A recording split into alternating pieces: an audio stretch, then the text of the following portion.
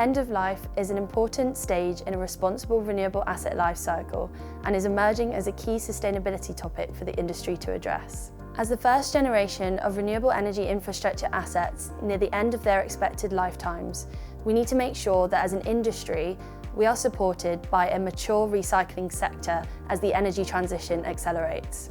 Over the past decade, our industry has experienced rapid advancements in technology, including major improvements in PV efficiency. These advancements, combined with financial factors, can mean that revamping and repowering become favourable solutions to extend the financial lifetime of the asset and optimise yield. Though this is beneficial in maximising the amount of renewable energy provided to the grid, it brings forward the need to identify responsible recycling and reuse pathways. In essence, this was the motivation behind the Bluefield Solar Income Fund's engagement with Lancaster University, who we established a collaborative research partnership with to drive innovation in this area.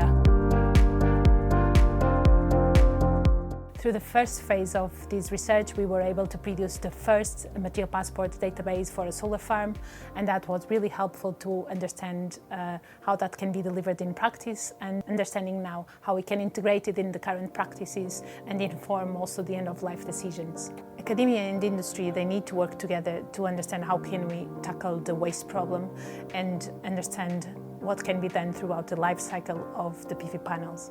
Significant progress has already been made in technology to address the waste problem, and technology is able to recycle more than 90% of the PV panels nowadays, recycling materials like aluminium and glass, but we also need to tackle the remaining 10% where we find high-value materials like copper and silver and silicon, and they are finite in nature. It's great to work with companies like Bluefield that are willing to find the most sustainable solution to manage their assets, and also valuing the value of materials from extraction to end of life.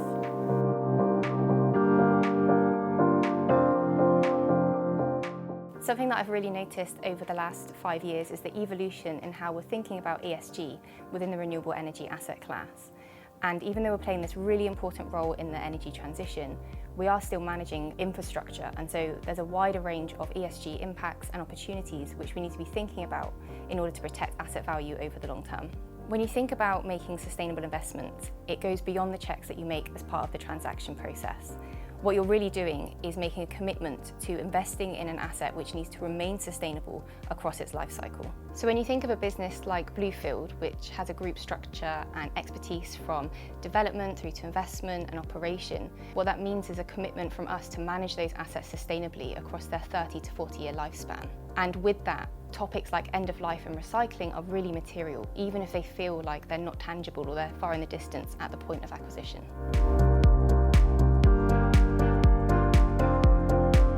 When we invest into a new project, we always plan for what is the exit. From a sustainability point of view, when we invest into an existing project for repowering or into a new one, we always need to plan for the end-of-life management of the equipment.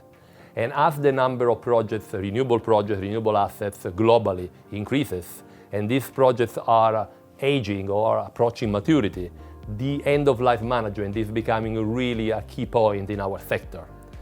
In Bluefield, we are very proud of having partnered with 2 universities, one in UK, in Lancaster University, and one in Italy, University of Catania, to help us to maximize the reuse or the recycled value of this equipment. One of the key deliverables of the project is the creation of an industry roadmap for research, collaboration and innovation to drive the transition to a circular solar industry. This is an area we are really excited about, and we look forward to sharing our progress on this journey as it evolves. Through broad collaboration, we can realise a more holistic vision of sustainability, turning challenges into opportunities and revolutionising standards.